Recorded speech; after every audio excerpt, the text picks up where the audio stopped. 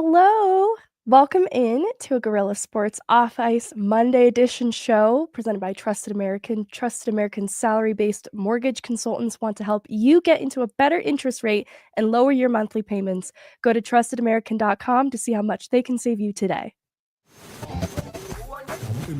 Hello and welcome in. Please do not leave your luggage unattended on the station.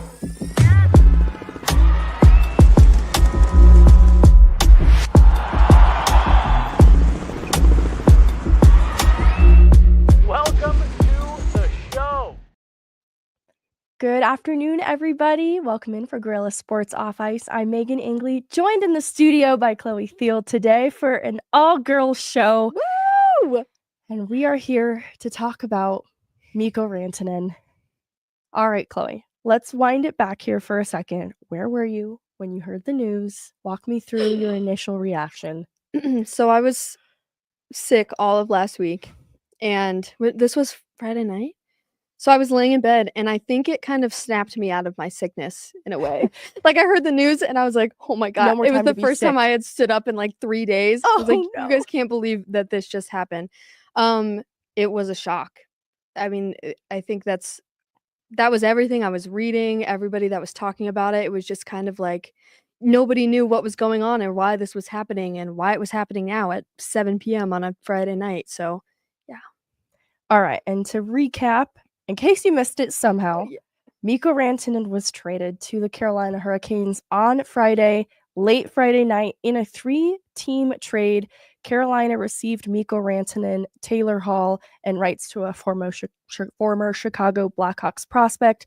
Colorado received Martin Necas and Jack Drury and 2 picks, and Chicago got a 2025 their own third-round pick back in the trade and retained some of Mikko Rantanen's salary on behalf of Carolina now.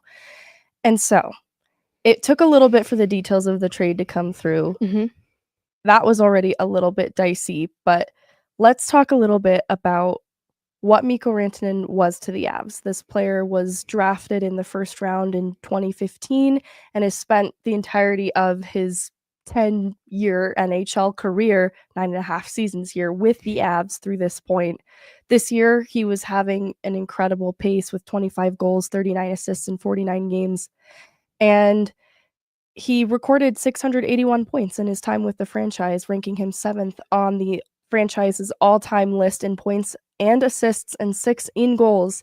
In the playoffs, he was a performer that, to our frustration, sometimes would go quiet for a few games, but he always made an impact. He had 101 points in playoff games, back-to-back goals in all 4 games in the Western Conference Final in their sweep over Edmonton. So a huge playoff performer for the Avs, in addition to being just a top 10 player in the league. He always made an impact from the 50-goal season to back-to-back 100-point seasons.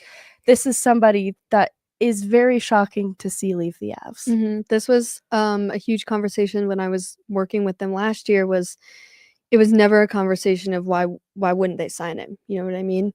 There was no reason that you wouldn't re-sign a player like this, especially when he's been with the Avs for this long, and also being maybe one of the top 10, 15 players in the league. You don't see that very often, that they're getting traded mid-year, weeks before the deadline. So yeah, it was a crazy move to make.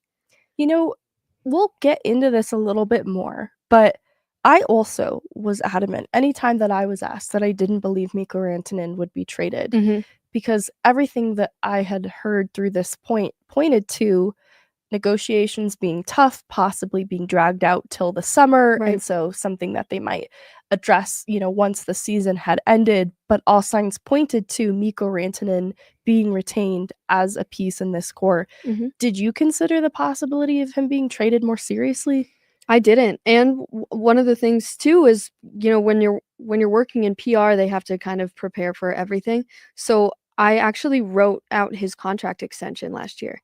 And that to me kind of sealed the deal that yes, it was happening, but also you can't assume that those things are happening. You know what I mean? Right. Just because we're writing the deal doesn't mean that it's actually going to go through. So I never thought that he would be traded. Ever since he started, I thought there's no way that he leaves and goes to any other team except for the Avs.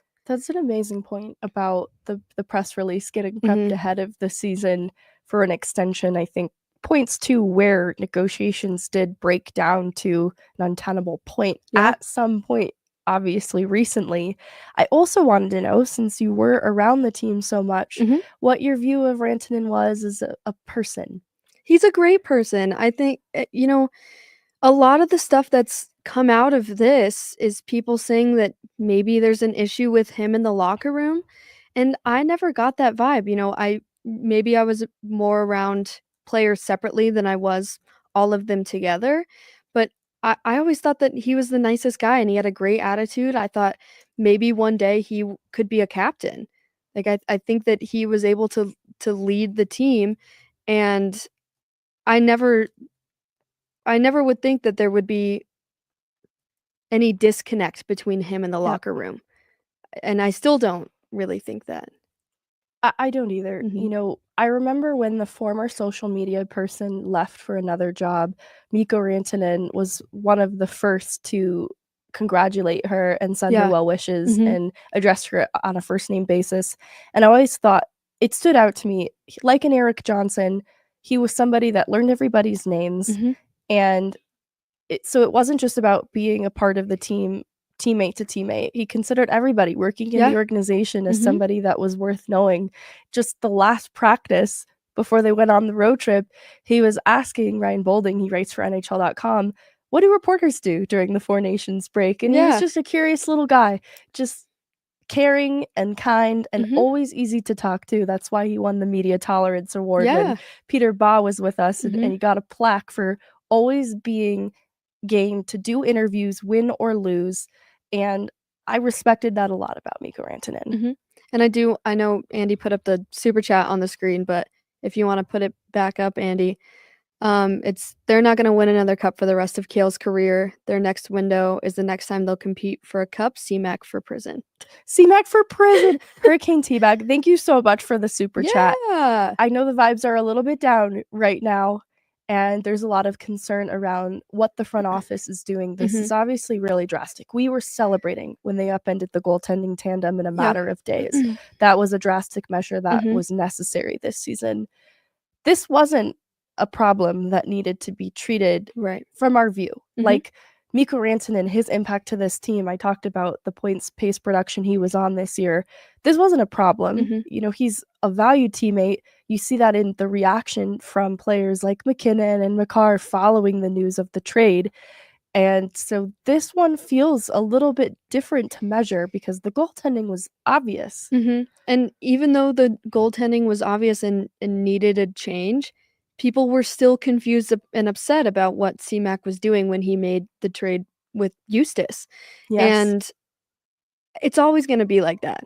I think anytime a GM makes a move like this, people are going to question why he did it and what the outcome is going to be. And I've said it before, I have to say it again. You have to trust your GM at the end of the day. Maybe people didn't really trust him with goaltending, and now look where we're at. I mean, there's stuff that they know that we don't, and there's moves that they could still potentially be making. So I don't want to. I think, like, yes, if this doesn't work out the way that CMAC wants it to work out, then maybe his job is potentially in danger. But that's so far in advance. We're still right at the beginning of this, and I don't want to make any decisions on CMAC depending on this. Conclusions. But you're right. This is the type of move that can make or break a GM's career. And typically the best player in the trade, isn't going to the losing team in the trade. And it's easy to look at Mikko Rantanen and say that. I think that's a pretty objective take. I'm so excited about Necas on this team. And so I do like the return. It's hard to fill the void left by Mikko Rantanen, but we'll unpack that in a second. I want to get to kind of what you talked about when I sat down in the chair.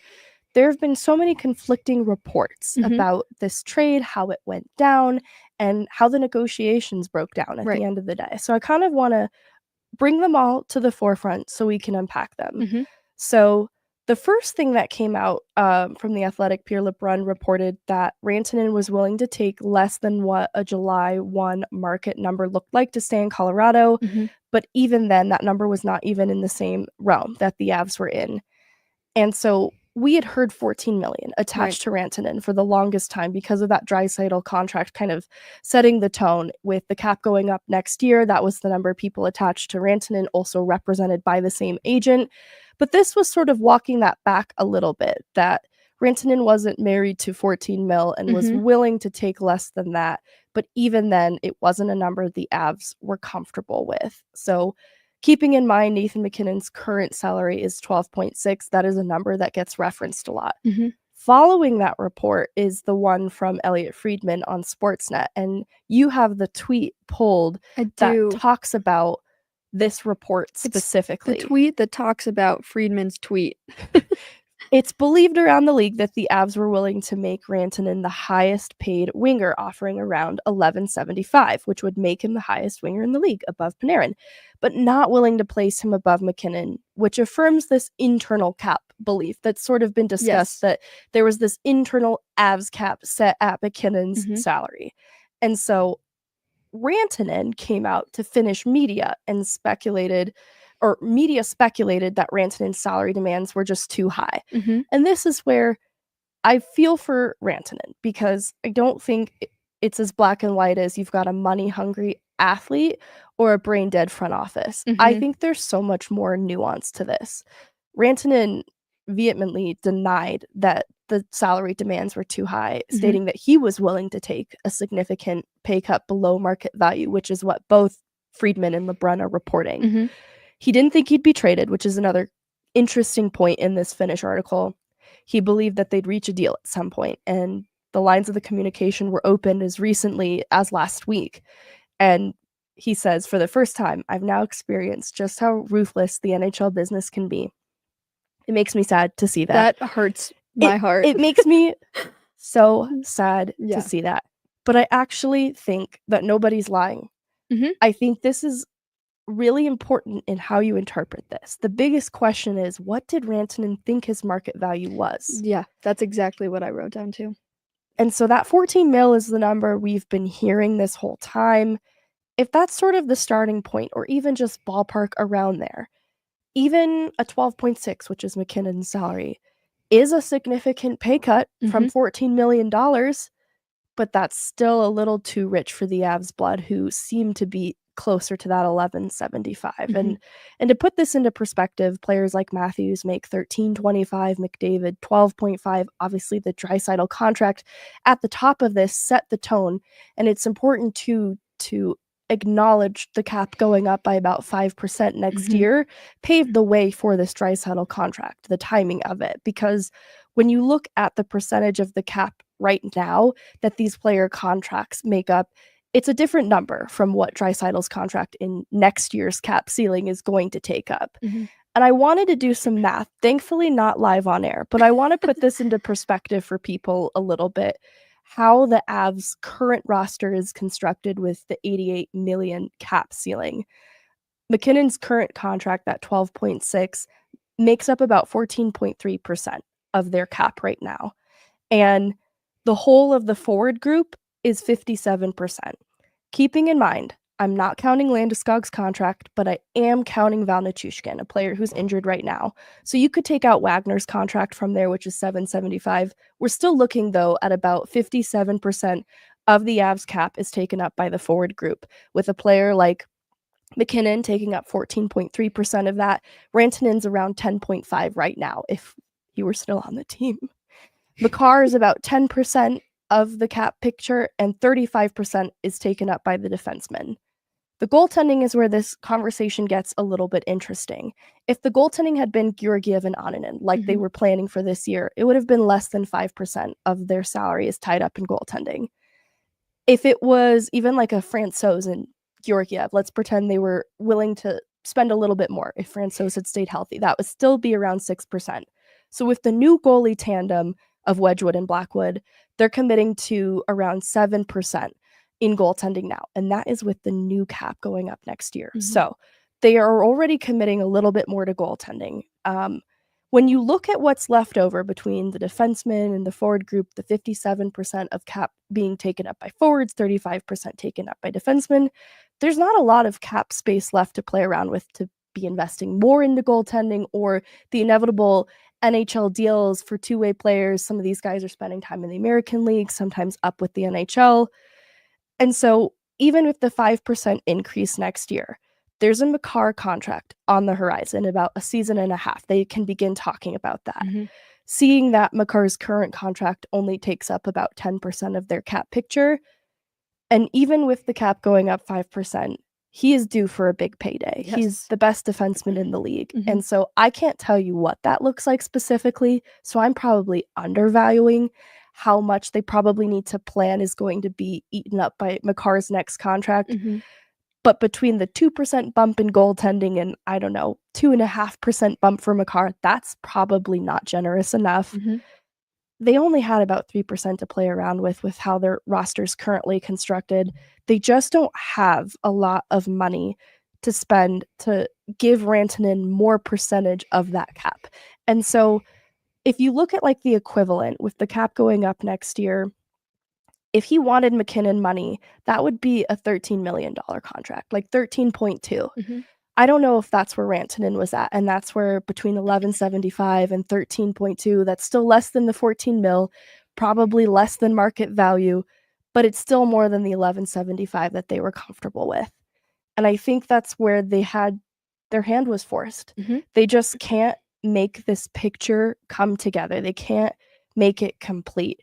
You look at like a Draisaitl contract, that's almost 16% of Edmonton's cap in one player. And McDavid, it's interesting, like when his next contract is due, they're going to have to reevaluate. But every team has to decide what they're comfortable committing to the top of the lineup. And between a Nichushkin contract and a Landeskog contract that still doesn't have enough clarity around it, a Duran who is due for an extension right now, they still need to round out their top six. And there is an issue of depth.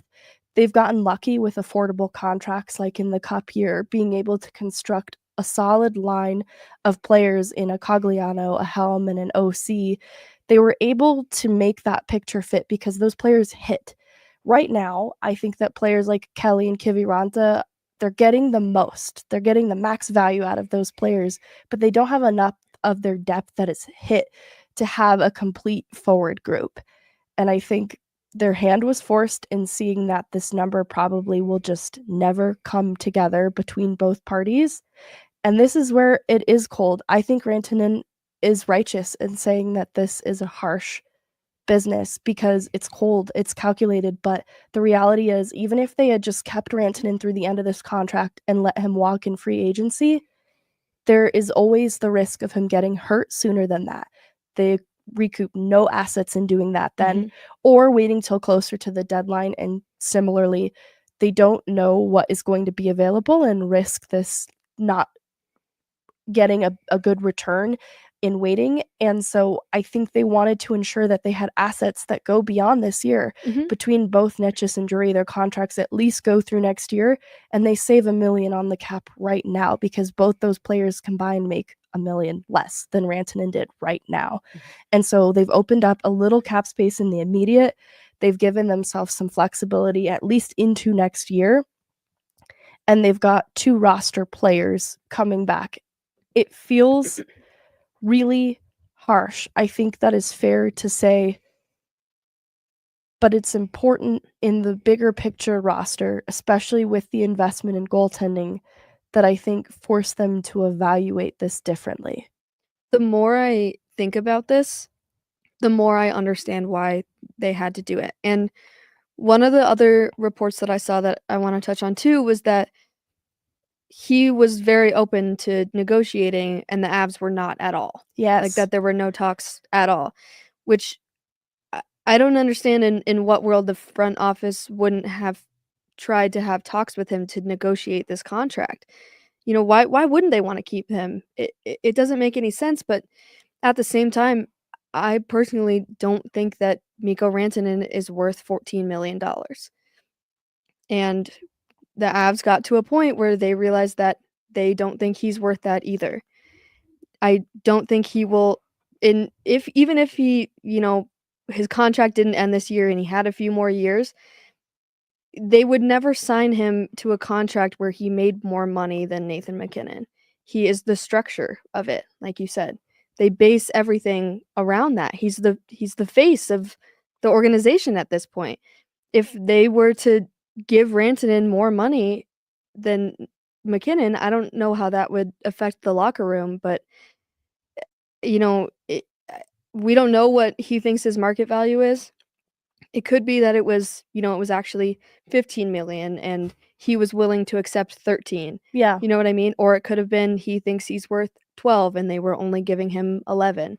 We have no clue what that number actually was. It was speculated that it was 14, but at the end of the day, they made a decision because they didn't really have much else to do. Yeah. If they've been working on this contract for the last few months and they haven't come even close to a decision on what his contract would look like, then they had to do something. If they just let him walk, then people would be more pissed than they are right now. You know what I mean? Yeah. Hurricane Teabag, another super chat. I hope this is cathartic for you too. He says, I understand it's hard to make it work with Moose. No one has explained to me how they'll build a contender without him. They weren't good enough with him and got worse. Where's the other big ad? I want to put a pin in that because I do think after we button up the he said, she said of it all, we do need to start talking about, all right, what next? What does this mean for the Avs moving forward? So great point from Hurricane Teabag because you're right. You just lost a top 10 in the league player and you replace him with a great player in Necas and a good player in Drury who can add to their depth. But it is not one for one the same, even with two decent players coming back. And so I do think it is important to address that. I think the other thing I wanted to talk about with the surprise from McKinnon, Makar, and definitely Rantanen is I wanted to validate the surprise. I've seen some people kind of critical or accusing them of being untruthful. Like, how are you surprised by this? Right. I think it is fair, though, on January 24, when the trade happens to be surprised by the hit of it at that point in time. I think any player, especially a top 10 in the league player, going into a contract year probably understands there's some possibility of a trade, but it's probably not front of mind every day when he wakes up that this is going to happen. So I don't think that takes away the shock factor. It's not to say that Rantanen didn't think this was at all a possibility as well as his teammates, but I think based on having discussions as recently as last week, it is fair for him to be surprised because he thought that the negotiations were still ongoing and that the front office hadn't reached a definitive conclusion that it was just not going to work. And that's what makes it stink is we don't know that number for Rantanen that he thought was market value and then the significant cut, right? Like my speculation is around 13.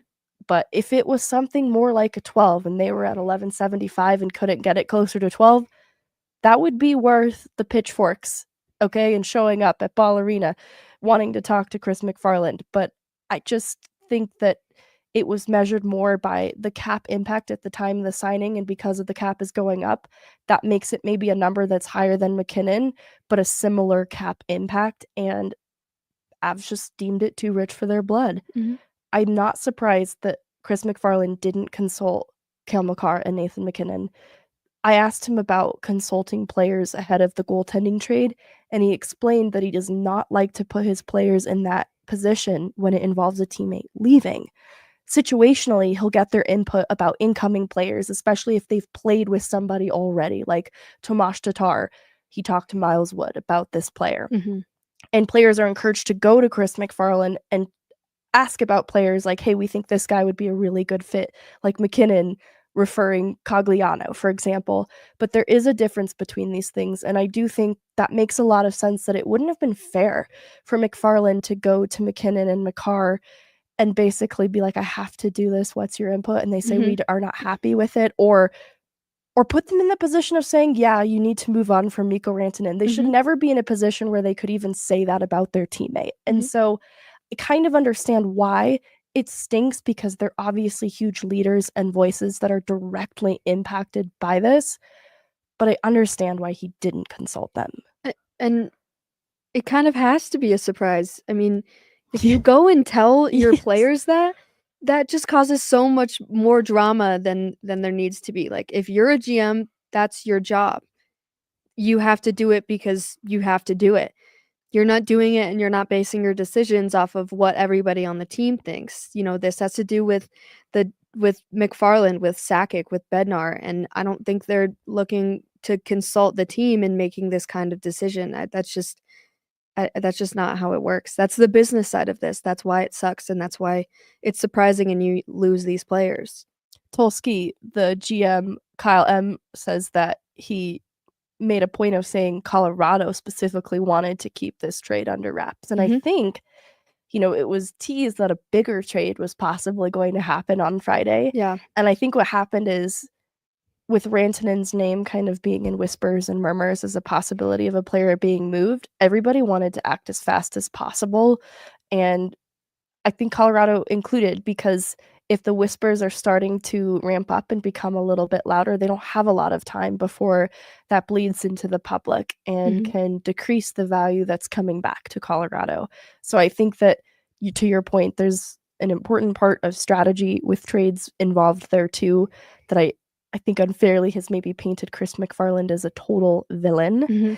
But this is kind of the important part now. What does this do to the Avs locker room? It's a huge player, a part of their leadership group who wore a letter. Yeah, and there's really no way to tell how this is gonna affect them. And they'll always do their best. I mean, they're never gonna stop playing as hard or deviate from the way they play because of something like this. So I don't think that it's gonna change a lot. I do think that they're missing a personality factor that was big in the locker room. But, as for playing on the ice, I think, there's really nothing you can do. And I don't think it'll affect each player individually playing. I think as a whole, they're going to have to learn how to play without him. But other than that, most of them are there to win. And this trade isn't going to stop them from doing that. I think that's a great point. They are seasoned pros. I don't doubt that losing a friend is probably a tough part. Like, the on-ice product is probably more affected by how do these new pieces fit and can they continue to find success there. But I have to imagine losing a friend that you got to see every day abruptly is its own challenge that's going to require some healing. And I can see that having a little bit of an impact. Do you worry that, what kind of message do you think this sends to the rest of the team? Good, bad, or otherwise? I don't know. I think, the message I would take from it if I were a player is that you think you're irreplaceable, you're not. You know what I mean? You think that Mikko would be on the Avs for the rest of his career, and now he's not. They're going to find a way to replace him in this situation. And he wanted more money, and they didn't think that he was worth that. So instead of, kind of giving him what he wanted and putting at risk, having a bigger Kale contract come through and all of that stuff, they decided that they were going to move on from him. So I'm sure the team looks at this and thinks, now I have to really step this up. If a top 10, 15 player in the league can be sent and traded to a different team, then so can I. I think that's an interesting point. Bama Metcalf writes, it's a wake-up call to the team and kind of has been needed. All the leadership wasn't showing up in these games. And I do think that kind of cutthroat, nobody's irreplaceable, is interesting. Because on one hand, that can wake people up and light a fire under them. But what if that backfires? What if it leads to... I think it's a careful line you have to toe. I see this with coaches whose approach to coaching is also a little bit cutthroat, like the kinds of players who will bench a top 6 guy, staple him to the bench for an entire period kind of thing. And I know that doesn't always inspire the best out of players. I think the alternative message I think that it sends is a commitment to the window of opportunity for competing for a cup. Because in the immediate, I think it's fair to wonder if this team can go for another cup this year. But looking forward, future planning, I do think this sets them up to to add more than they were able to. And it's hard because Mikko Rantanen won them a cup. So I kind of feel a confidence that that is the kind of player in your core who can bring you to a cup because I saw him do it.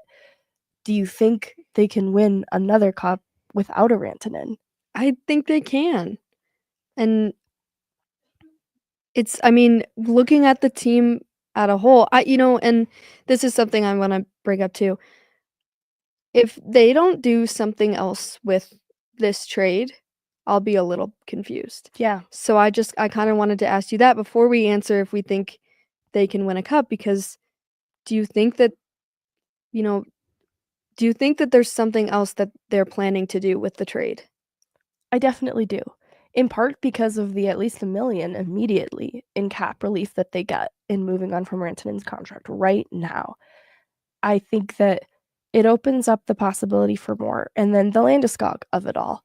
They need to get some clarity on what that means. If they're gearing up for the return of a Landeskog, then they absolutely needed to brace themselves to absorb that contract come that time. And that would maybe mean needing $1 million extra in relief wherever they can get it. But I think the depth is obviously concerned, and it hasn't been fully addressed. Like, they add Drury, who's a great bottom six guy, but Necas is now just replacing Rantanen in the top six. They Right. still need more depth. So that's where I could also see them adding. And I know that adding a fourth line player maybe doesn't take the sting off of losing a Rantanen, but I do look back to the depth of the cup team, and that's where they were lacking the most.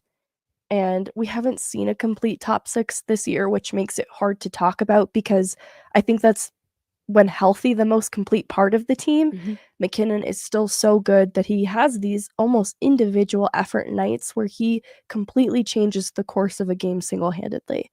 And same with Makar, who's having a productive year, but I think quietly his defensive game has improved too. I know there was maybe some, like, over these last just couple games, maybe there's been a couple little gaps, but he obviously just had this incredibly impressive effort against New York. And he's the kind of player who any mistakes, he's going to make up for in double the effort, and he impacts the game in such an important way that I think the top of the lineup is still pretty complete, even without a Rantanen, because I think every team has to make sacrifices and they have to confront luxuries they can no longer afford. And so because this is where the Nichushkin part's interesting too. Like, he's injured right now, but don't forget him in all of this. It's a luxury to have let's say top 15, top 20 players in the league, to have 3 of them, right? You've got Makar, you've got McKinnon, you've got Rantanen, but then there's a Nichushkin who I think can compete and be among the top 15, 20 players in the league as well.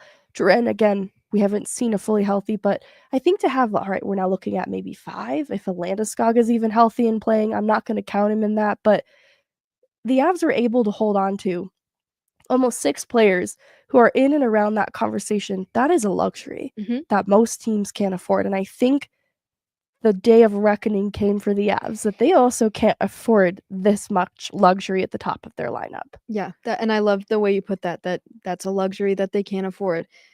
I think with the top, not the top 6, but with a Cale Makar, with a Nathan McKinnon, with a Nichushkin, with a Drury even, I think with them, it's entirely possible for them to win a Stanley Cup. I wouldn't discount it. I think there's a lot that needs to be adjusted around those players, for sure. But I don't think that losing Mikko is going to prevent them from winning a cup. I agree.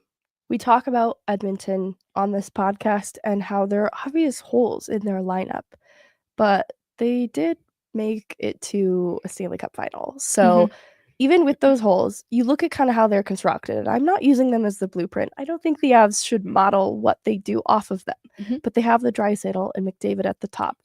Goaltending is something that they've also kind of tried to save money on that area of their lineup. And then defense at the top, like, they've paid way too much to Darnell Nurse, but they've got kind of a reliable Ekholm and then an Evan Bouchard who's a young but fallible player. And then they kind of yeeted the rest of the defensive core, and that's obviously the biggest hole. I look at where the Avs are at, because I think Edmonton has decent forward depth for what it's worth, and they've loaded up on it this year, but they're also going to have to make tough decisions around an Evander Kane in the future. And so again, every team is faced with these types of decision, and a lot of them too have time limits. Like a Jeff Skinner isn't going to just continue to be a possibility for them, and being able to pay what they pay to a Corey Perry type player, it's like a one-trick pony. And so the Avs one-trick pony, the time was up. And that's where every team is going to have to be faced with that too. Like, even if they have the depth right now, it's not going to last much longer beyond a season. And that's where I think the Avs will try to replenish the hardest. But to your point, I agree. I think they can still win a cup with this roster. I think that they're just being faced with a wake-up call that other teams around the league who compete in Stanley Cup finals and make the playoffs year after year also have to address these things. It's just time to pay the piper for the Colorado Avalanche. And I think it's great to use them as in comparison to the Avs, because I think it would be very similar if the Avs decided to sign that agreement with Rantanen, almost like they did with Draisaitl. And but it's, if you really look at their team, you know, they get close but not close enough. And you kind of have to decide, if you're the Avs, if that's, you know, something they want to be able to get close, but then to not have the depth to actually win, or to address their problems now and move Rantanen around and try to fix the other problems to get them there. Yeah, I think another move is probably coming, because you don't ship out a core player, add 2 roster players, that's all well and good, and stop there. Right. Though it's a drastic move that needs to have then a drastic return. The return was good, but it wasn't drastic.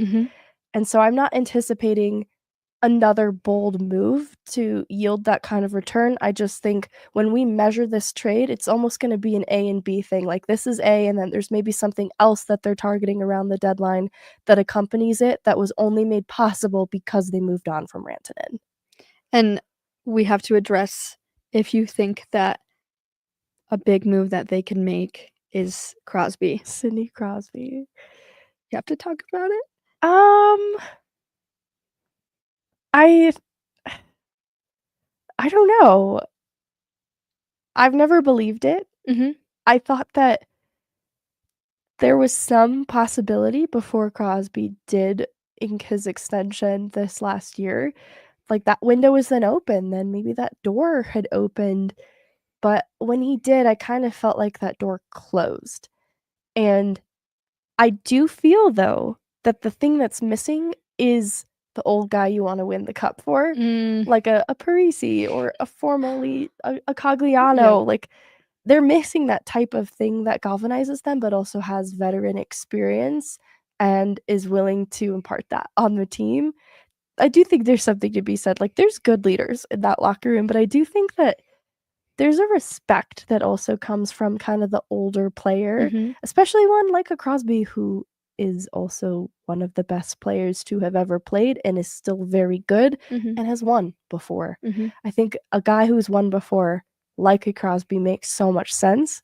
I just don't know how realistic it is with everything we're told. Like, I follow some Pittsburgh media to get a pulse check for what they're saying on their side, and I'm still seeing it shut down on their end of things. But I love the national media and the Colorado people who like to keep this hope alive, because he'd be a fantastic, obvious fit here. What do you think? I think sort of the same thing. I never really believed that this would actually happen. It would be really cool if it did, but I think if it were to happen, I think he would kind of fill that captain spot a little bit, give the locker room some direction without Gabe in there.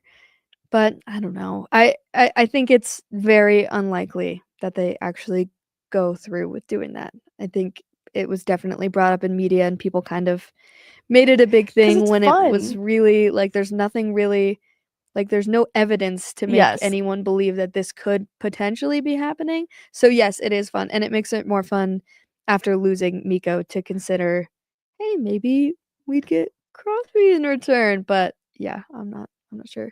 I feel like when there's smoke, there's fire, but you also can't start the fire yourself and be like, hey guys, do you see that smoke over there? And so that's how I feel about the Crosby rumors. Is like, somebody's making fires. They're like, whoa, do you guys see this right now? Yeah. Crosby's It's Biz. coming. Biz is the one making the fire. Is making the fires. Yeah. And so it's fun. I don't want to sound like I'm dunking on the idea of it, but to your point, I don't know that it's been substantiated by anything other than this making a fire. If the Avs get Crosby, then we will fill a tin with whipped cream and smash it in Jesse's face. You heard it here Deal? first, guys. We will Deal? be smashing a pie tin in Jesse's face if we get Crosby. if Crosby comes. I don't know if Jesse's listening, but you guys let him know that that's going to be happening. And to make up for throwing a pie in Jesse's face, we will also come with a 7 Brew coffee to make up for it. In case you didn't know, 7 Brew Coffee is a one-of-a-kind drive-through and walk-up experience with a fast and friendly crew that is waiting to serve you, from which bold coffee to refreshing energy drinks, smoothies, teas, and milkshakes, which is probably what we'd get Jesse. 7 Brew has you covered with over 20,000 flavor combinations. There's a perfect drink for everyone. At 7 Brew, they believe in cultivating kindness with every cup, and their fully customizable menu is just the beginning. Before you hit the road, power up with 7 Brew and Firestone and experience the coffee revolution. All right. That was fantastic. Thank you so much. I love the transition all, was amazing. Love Phil Kessel. I know you're not being serious. I love Phil Kessel. Jonathan Toews.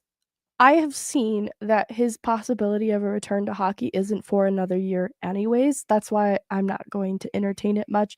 It's a name that I think has been linked to Colorado before, so look, I won't rule that out for a future, but I don't think that's a name that we should be talking about for the Avs for this season to gear them up for their cup run.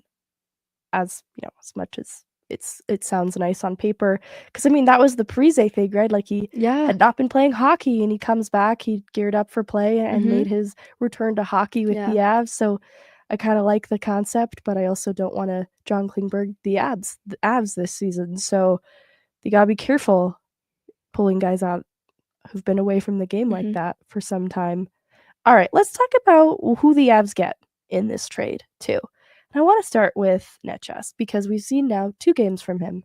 Avs don't win the first game, but I think we got to see a glimpse at what he might bring to the lineup in the New York game. Really excited for this player. He's 26 years old. Mikko's 28, so a couple years difference in age. Another first-round draft pick from the 2017 draft, and he's had an interesting role in Carolina. I think that he's previously solidly held a top 6 role for a reason. He's a first-round caliber player. I think he's been in the top 9 because he's found some chemistry on this line of Kotkaniemi. So sorry if I butcher that, Kotkaniemi, and Eric Robertson. That was kind of a third line in role, but he was still like a trigger man on their top unit. Great playmaking, pace, and transition game, which is why I think there's going to be such a natural fit for Necas. And if Andy could show it's not a player card per se, it's his edge stats, because his skating is, I think, where we're going to see a strength of fit, and that is in his top skating speed and speed bursts. He can keep up with the pace at which the Avs like to play.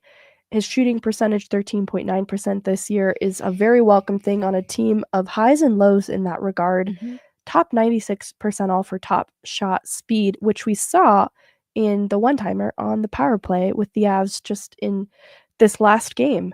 He led the Hurricanes with 55 points before the trade, first star of the month in November after leading all skaters with 22 points, and 22 of his 55 points came on the power play, tying him for 5th among all players in power play scoring. And I think that is important to talk about because the Avs power play has also struggled, and the words predictable or stagnant have come to mind. And this is a different type of player who has found success on the power play this year, but is also just producing at a pretty great clip. And you look at all facets of his game. This NHL Edge measures a couple different things like shot speed, but also top speed, shooting percentage. And so this is a player that makes a lot of stylistic sense for the way that Colorado likes to play. He looked great yesterday. Yeah. I enjoyed watching him play so much in that game, and it was hard to watch because they wanted to get him a goal so badly, and it just wasn't working. But he hit the post 2-3 times in that one power play alone, and that gives me so much faith in this player, and surprise, the power play looks a lot better when he is in the lineup. I loved what he added, but I also love how quickly that made sense, you know, because it's going to take some time for him to get adjusted to the way that Colorado likes to play as well, because he's coming from a very rigid structure, which is great. I think Carolina is one of the best defensive teams as a team, and it requires then playing within their structure, very disciplined. And so I think that is something that's also going to translate well, that maybe doesn't show up on a score sheet specifically, but I think we're going to see a relatively responsible player who doesn't have bad habits in his game that needs to be coached out of him, and that's true of both Drury and Necas. But I also think too then there's going to still be some adjustment to the structure, since it is a little bit different, and even just the power play, they're going to have to reevaluate how they want to execute each time, and I think that to see it click so instantly is such a good sign that it's going to work out. I think the Avs are so good at picking up players that know that they have a little bit more in them, and like Yes, they're like Casey Middlestat, you know, playing with Buffalo, and they knew like he had a little bit in him, yes, and they brought it out of him, you know. So I think it's the same thing with both of these players. I think they have a little bit more to give. I think Necas too in Carolina, I think he had a few stretches where it was kind of like he disappeared a little bit offensively, but I'm interested to see how the organization, how it brings that out of him. And this is a player who is signed through next season for $6.5 million a year, and with the cap going up, that just gives them a little bit more flexibility. And I think having a top 6 option locked in for next year alleviates some tension on the bigger picture for the Avs. And I love what you're talking about, this bump in play that players can experience in coming to Colorado. And the Avs are certainly counting on this with Jack Drury. If we want to show his player card, this is like actually a J Fresh card, I think.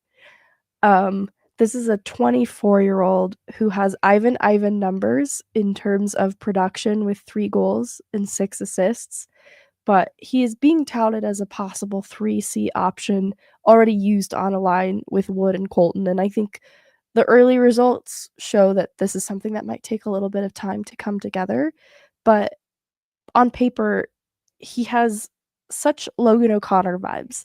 He's gritty, he's competitive, he kills penalties, but he's also a solid face-off guy. He was on par for a career high at 58.8% at the face-off dot, had 27 points last year, which is very Logan O'Connor-y in terms of number. And with the Colorado bump in mind, Chris McFarland certainly hopes that there's an offensive bump to be had here in Colorado. I do think there's something to be said for, if the player is capable of it, there's a freeing way in which the way Colorado likes to play that I think can lend itself to an offensive bump. Now, both Carolina and Colorado strong possession teams spend a lot of time in the O-zone, where I think that Jack Drury will get an offensive advantage here is through minutes. You know, I think you look at his average ice time for this season, and he already exceeded it in Game 2. And so I think that is something that inevitably can be a bigger part of his game than we've seen, in the same way that we've watched Logan O'Connor grow. So, as you can see, the WAR is kind of like the game impact, and so that's not a very high number, and this is just this season. You can see that line has sort of trended a bit downward, but this is a player that is strong defensively, so going back to the way that Carolina's structure is so defensively sound, I think we're going to already like that aspect of him. You know, he's going to be responsible, he doesn't hurt the team in any way. But I think in talking about players like Kiviranta and Kelly, who I think they're getting max value out of, I think they'd like for those players to become more solidly fourth liners. And this is a player in Drury that I think maybe can add a little more offensively than those two, that they want to try out in a third line role to start making that more of a third line again. You know, like we were spoiled with Wood, Colton, and OC. We haven't really gotten to see anything close to that.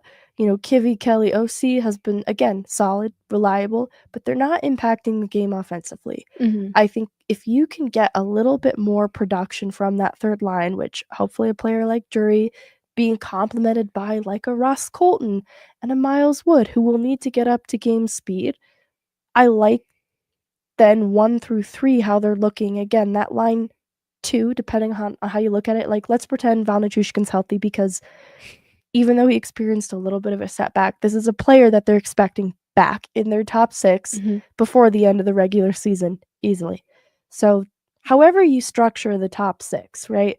You've got a Druin, a McKinnon, a Necas, you've got a Lehkonen, a Middlestat, and who am I forgetting? Parsonen's there right now. You're saying with Val in the lineup? Yeah, Or did you're I already saying- put Val up? Yeah, I'm trying to figure out the top 6. It Yeah, doesn't you have to didn't say be Val. exact. Oh, okay, put Val in there. Mhm. All right, so Druin, Necas, McKinnon. You're right. Mhm. Okay, perfect. No Parsonen. Pretend I didn't say that. You've got lines 1 through 3. I know that without a Rantanen, that doesn't wow you quite as much, but they have not found the right mix in their top 6, even with Rantanen in the picture. And it's been because they haven't had everybody together all at once. It's not Rantanen's fault. But I think because we haven't even seen, it wasn't like Rantanen and McKinnon, they have to be together in order for them to find success. They were separated at multiple points this year. Lines 1 and 2 were never quite set in stone. And that's why I think it's acceptable for that to be the top 6 in some way, no matter how you mix it. And now you have a third line. Now you have lines 1 through 3, and you're not talking about Kelly Kiviranta OC as your third line anymore. It can more properly become something of a fourth line. That's already starting to sound a lot better to me. Yeah. Somebody mentioned that in the chat too about how seeing them in the fourth line yesterday just made so much more sense. And I agree. And they have been moving their lines around a lot. I liked when it was Nate and Mikko split up. I liked when Mikko was on the second line, but I do think that they needed a little bit of that structure because without it, that's where things start to kind of fall apart, even within a power play too. If you don't know where your role is on each of those lines, then you start to deviate from the norm. So I think it's good that they finally have like a 3C and that they can look at those 3 lines and think like, we're happy with this. And it's worth noting, obviously Middlestat's game this year hasn't been to where they want it. So maybe it still feels a little risky to have him as the 2C in how I'm talking about this. But I think even without that part of the equation, with Rantanen back in the mix, it still felt like the success of a team on a given night was whether or not the top line was going. And even with Rantanen in the mix, that didn't happen every night. Sometimes it felt like, all right, well, what kind of a night is Nathan McKinnon having? And even if he's not doing anything to hurt the team specifically, if he's not going, you're not getting the support you need elsewhere in a way that you can count on. And so I don't think that points to Rantanen being expendable at all. I just think it points to possibility in terms of what the top 6 can be capable of. And I think to your point, having a little bit more depth now, you can start to see a fourth line act like a fourth line, but in the way that they can impact the game. Like even Parsonen, Middlestat, Lehkonen, they've back-to-back points in games, and they found something that's working for right now. I think Lehkonen and Middlestat, it's important for those two specifically to play together, but I think that's the type of possibility that's unlocked, and only made better with a Nichushkin in the mix. I do hope that we get one more little glimpse at Val's pals. I was thinking about that the other day. Like sometimes Val's pals are the friends you make along the way. And I do think we'll get another glimpse at Val's pals. He's so important to this team. I think that's maybe what's not being talked about enough around the Rantanen trade.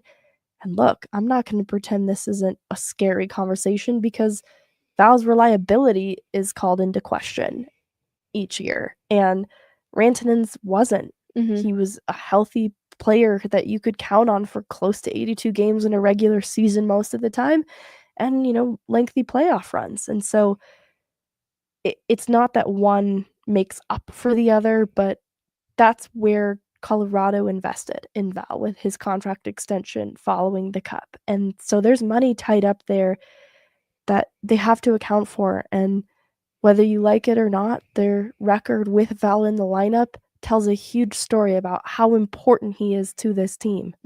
And all the speculation that I've seen going around after him having a setback with his injury, and people are thinking maybe it's not because of that. Yes. Of course, I don't know. I'm sure you don't know. I'm sure Jesse doesn't know. truly don't think that it's that. It's We've his seen injury. him. He's there. He's at every Mhm. game. He's saying hi Mhm. to everybody. It's not that at Mhm. all. I feel bad. I feel like it's probably just a part of dealing with missing time for the reasons that he has, that there's always speculation if you are out of the lineup. Yeah. And I think, from a teammate perspective, it's okay for them to have a little concern around that trust, but when it's not that, and we can verifiably say that it's not that, we can calm down for a second and Mhm. just hope too that there's so much care and caution that the team seems to be approaching with all of their injuries this year, to include Miles Wood, who made his return to the lineup on this road trip. Did you miss him? I missed him. And then he started playing and I was like, "Did I miss you that much? I don't know." He had an interesting game. It was iffy. It's what I would expect his game to be after coming back, Yeah. being out. How long was it? Almost 2 months. 2 months. That's what you expect from a player that's been out for 2 months. I think yeah, his game wasn't there for me, and I think especially, like, defensively, he was not doing very well in my eyes.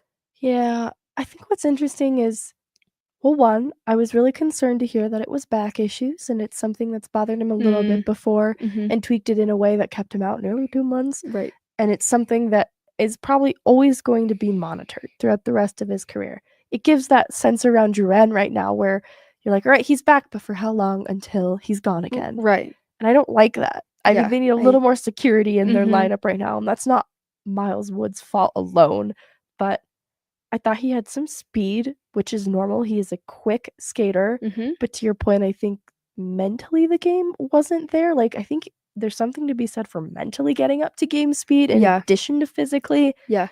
and I'm gonna give him some time though to Yeah. get that Oh, figured out. 100%. Mhm. And playing on a line with a new player who's also been dropped into Colorado newly with Drury, like, he's gonna take some time to adjust too. Mhm. So I'm excited for Ross Colton to Yeah. have Miles Wood back in the lineup. Oh, of course, I'm excited about that, yes. I'm happy I that he has think his it's bestie back. necessary for the vibes, at least. I hope they just come out the next few games and it's just Ross. Like, he plays how he was playing before he got injured just Yes, because Miles is because back. Miles is back. That would be amazing. That's the Miles Wood bump. Like, we haven't accounted for how Miles Wood returning can make everyone happy. Somebody needs to do some analysis on how the 2 of them correlate. You know I what I mean? do Like, wanna know. how You're each of them right. play with both of them in the lineup versus just one. That's so interesting because, like, you're right, when they play together specifically, it's not always the best results. Mhm. But if they're just together in the lineup, Yes. if that makes sense, I'm curious to see if we get a better version of Ross at the end of this. Right? And I think in talking about the personality that has left the room in Mikko Mhm. Rantanen, I would like to nominate Ross Colton as a new personality hire that we should talk about more because he is so good for the room, for his teammates. I think similar to Rantanen, he's serious and he's competitive, especially when you see him in playoff mode. But he's really light and he brings a lot of energy. And if Mhm. you ask anyone who plays on a line with him, Casey Middlestat said he's a good time. Like, he's Yeah. just fun to play Yeah. with. And I think they need the fun to play with guys They more than do. anything right now. And I'm so happy losing Mikko that we have Wedgwood here You know, and that you're personality in the so locker room. right. That is an important aspect in all of this, is the Avs got ballsy and invested in goaltending, and they brought 2 great locker room guys Mhm. to include Blackwood as well, who Miles Wood apparently adores. I adore him. Did you see, like, I think it was Mosier doing or was it Kyle Keefe? I'm not sure. That did, like, the interview with him in the locker room, answering, like, really weird questions. Have you not seen that? Do you remember any of the questions? Because that does sound familiar, and I'm trying to recall one of the questions. No, I don't. I feel like I did see this. It was so funny though, and that was the first time I had seen, like, that much personality in a player that was willing to answer those questions and it actually be funny and fun for the fans Yeah. instead of just like, "Why are you asking me this?" Yes, there there are some players who go through doing the fun stuff with media, like they're being held hostage. Yep. And there's some who genuinely seem to enjoy it. I love Bobby Ballantyne's comment. Seeing Taves being goofy and upbeat last night made me feel Oh, better. yeah. That is such a good point. Mhm. I don't think they're happy Mikko Rantanen's gone, but I think it is important for them to find joy where they can, and that was an incredible win.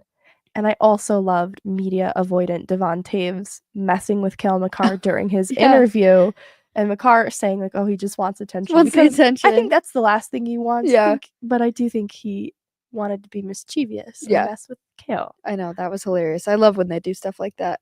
Me too. You see a little more of their personality. So, all right, let's kind of button this up. I still think this is a team that can win a cup, but to your point, I don't think they're done. I think they need something more. Have you pinpointed any particular needs you'd like to see them address? I think the biggest thing is the depth that we talked about. I don't think I'm really concerned about anything other than that. Maybe, like, solidifying the third pair of defensemen would be the other thing that I'm, like, looking at right now, but I do think that the biggest thing is depth. I don't think they have their star players, you know what I mean? Yeah. Maybe they lost a Mikko, but they still have Nate, they still have Cale that can go out and kind of fill that. Yeah. I think Necas too, and talking about like a bump and play for a player like Drury, Mhm. I don't think we know exactly what we're going to get from him other than it possibly going up from here. Mhm. And I think that's going to be exciting to watch. Bama Metcalf as a 2C or a right defenseman. I do think defenseman is going to be an interesting one. I think in talking about the flexibility of where they can spend money and on what, they have to make some decisions around Manson and a little bit Gerard to some extent, especially since Manson's year has been a little tough. It's not just the injury anymore. Like with Mhm. Manson, it was, can we get him healthy and playing on a regular basis? But this year, it's been a little bit more of mistakes that a second pair defenseman can't afford to make. And it's tough because I feel like people make Sam Girard a scapegoat all the time. So I don't want to do No. the same to Manson. But it's a lot of money to invest in the second pair that you should, but you need to make sure the return is good. And so I think they're going to have to do some kind of cost evaluation and how, pairs 2 and 3 are for Colorado moving forward. Because if Josh Manson begins to falter, they have good depth for the third pair, but it's not good depth to play up in the lineup on a second pair right now. But it's also, looking at what's happening with Malinsky, and I don't know if Bednar is unsure about what he's doing with him just yet, but it seems like, from him, getting benched or being scratched, it's just you don't really know what's happening. That has been tough, right? Because he started the year exceeding expectation and being a full-time roster guy. So at the start, it was, we want to see him compete for the seventh man job on D. And he became a full-time bottom pair guy with the opportunity to move up in the lineup even. And so to see him get scratched, the trust with Bednar always does seem to be something that if you have seniority, like if you're a little bit older, a little bit more experienced, there's just a little more trust there. For Malinsky, he doesn't have that on his side. And it's a great point then. If Bednar doesn't necessarily trust what he's going to get from Malinsky nightly, it becomes challenging then to see who could be the guy that steps up if Manson's hurt or having an off night. I think they're comfortable with Malinsky in a third pair capacity, but not much beyond that right now. And my hope is, in talking to Malinsky on the practice before they went on the trip, my hope is that this is all just meant to inspire better from him because they saw better already. I think they just want to get him back to that. And that is my hope. But it's going to need to get back to where he was at the start of the year and stay there for some time. Because I do think his New York game was a little up and down. So I want to see consistency. I know for a lot of players being in the lineup nightly helps. So, you have to play the scratch card really carefully, especially with a relatively young player needing experience. One other thing that I forgot to say about Necas, somebody mentioned something about face-offs, and I'm so happy we have him for that because I cannot trust Mikko or Nate with face-offs. Yeah, I think, like, people have said, "Oh, he's not a center," but he's like a Mikko in that he can take faceoffs Mhm. and can spot shift in the middle. He's more of a winger, but he has that capability. But so did Rantanen, you know what I mean? Like, he was Yeah. a winger who could take faceoffs, and when we tried Rantanen as the second line center, there's a reason that didn't work. And so I think they have a similar versatility, um, and different players, I think, can 'cause I think Drury can spot shift a little bit, but it's not his strong suit, so I'm excited to have another there's an expression I'm trying to think of, like, another ace up the sleeve. I don't think that's the expression, but another card in their deck. I've lost it. I've lost the plot, but Isn't it just something up their sleeve? something up It's their not like I'm trying to think there's of a poker card specific thing, but Oh. I don't play poker, so I I don't know. shouldn't have Ace in tried. their hand. Yeah, I shouldn't have tried. Christina asks, why is there seemingly such trust in Middleton? And I think it's a great question. I think it goes back to the roster construction concerns of, like, they have to pay the piper and reckon with where they've been able to get away with money being spent in different places. And I think that's a part of the lineup that they're trying to see if they can save a little bit of money. And I don't know. I don't think Middleton's a full-time solution as a third pair guy. I think he's a great seventh man, but I don't think he is a great full-time player. And I hate this, but this is one of my observations from just the games over the weekend. I think Malinsky is made worse playing with him. And I say that very similar to how I talked about Jack Johnson. Like, it's not that Middleton by himself is just this horrible player who shouldn't be on the ice, but he's not doing much to make the players around him better. Mhm. And I think that players like a Malinsky or Caleb Jones, when it was him, they need somebody like a DeHaan who is responsible in their own end, but can also get up ice and play the north-south game, and that's just not, I think, where Middleton thrives. And so because this is a team that spends a lot of time in the O-zone, you want a player who has a mind for that a little bit too, on your third pair even. You still want them to be a good stay-at-home defenseman, but if they can have a little bit of a mind for that and a little bit of I don't know, the mobility, the puck skill for it, and I say that as Middleton picked up a point. Mhm. So I feel a little guilty saying that, but that's where I think Middleton, I'm not fully sold on. I see the value of having a player like him, but I don't see the fit full time. I agree. I think th they're really just looking at his size and his physicality, and I think that's what's having the Avs have a little bit of trust in him. I don't think that it's going to be I don't know how to put this, like a forever spot for him. You know, it's a good point, the physicality. And with Manson not playing as well as we normally see, for Manson 1, I don't think it's a physical thing. I think it's a mental thing. I think he's making tough decisions, and I don't really understand why. Mhm. But I think you have to have the physicality represented in the decor somewhere, and if a Manson's not playing to 100%, it's good to have it represented, I guess, Exactly. by Middleton. Mhm. So, if Manson was gone and Middleton was gone, I think we'd see a bad result then too. Yeah. I do think it needs to be represented at least somewhere in the back end, but you sacrifice a little bit too, though. Mhm. You have to kind of measure, especially if they're not getting production from their back end, which Kel McCarr would like to have a word with you, then I can see where they're still trying to juggle this. I agree. I agree.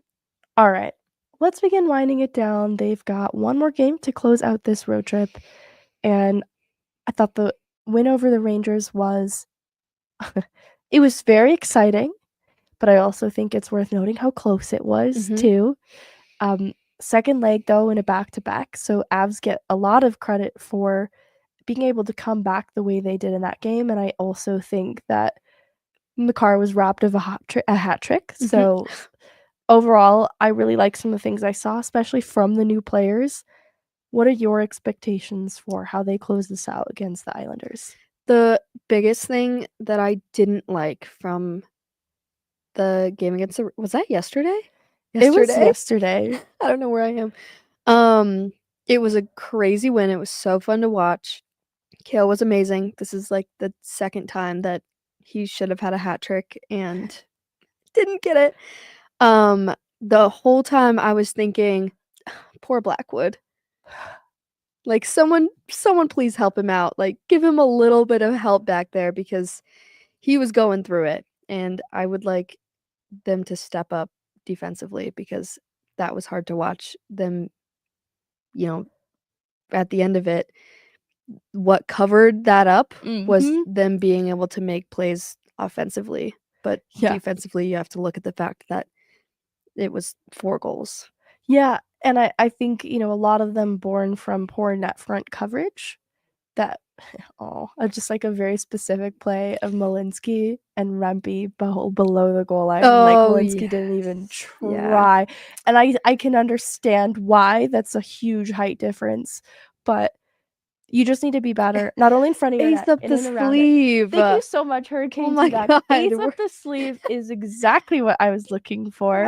I didn't even And think about Vaguely that. Sober also sent us a super chat. I hope everyone is feeling better. And I don't know if you guys can hear, but I don't sound like I normally do. But I am feeling better. Yeah, I feel better too. Just a little congested. Thank you very much. Somebody also said in the chat, wait, so the Avs outscored their problems. They did. That's such an interesting point because, well, and I give them some credit. Second leg of a back-to-back, you're probably going to have some problems. You don't want to see those same types of problems, though, when you're fully rested. So this will be an interesting game against the Islanders. And you've got some new players who've barely practiced with the team through 2 games. That's going to be its own challenge as well. But they're getting the goaltending. Like, even in, a 5-4 game where they've let in 4 goals, it's not because of bad goaltending. It's the goaltending that's kept them in and has helped them. I agree. So I want to shout out both the Blackwood-Wedgwood combination. They have established so much trust with Colorado and the team playing in front of them that they need a little bit more support. And I want to talk to you about someone else that you can trust. How would you like to get through the holidays without having to make your mortgage payment? Well, go to trustedamerican.com to see how they can help you refinance your home and not have to make any payments until February, which is right around the corner, so you should hurry. Trusted American's salary-based mortgage consultants want to help you get into a better interest rate and lower your monthly payments, and right now they will cover the cost of your appraisal, a $650 value. Go to trustedamerican.com or scan the QR code on the screen to see how much money they can save you today. All right. Good goaltending, better net front coverage, and that also means being harder to play against in front of your net, which is something a Keaton Middleton does very well, to push, physically move bodies out of the way. So I appreciate that about him.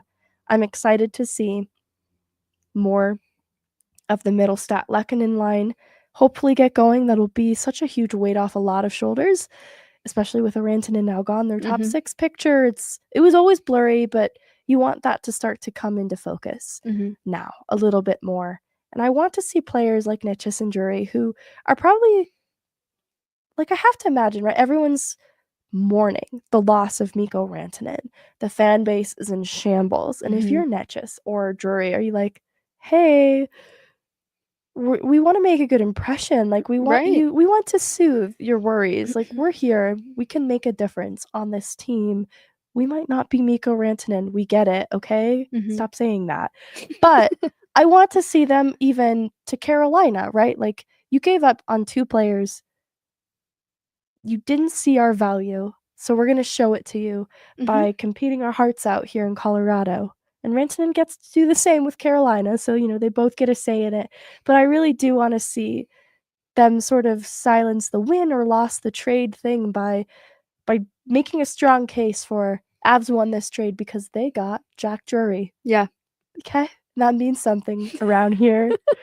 I want it to mean something because these games are important. They're tied for 3rd in the Central with the Wild at 60 points. 4-5-1 in their last 10. That loss against Boston was tough because It felt like they did a lot of the right things to win it, so I think there was definitely a lack of a Rantanen effect, like, Mhm. the shock of losing him and maybe some sadness around losing him.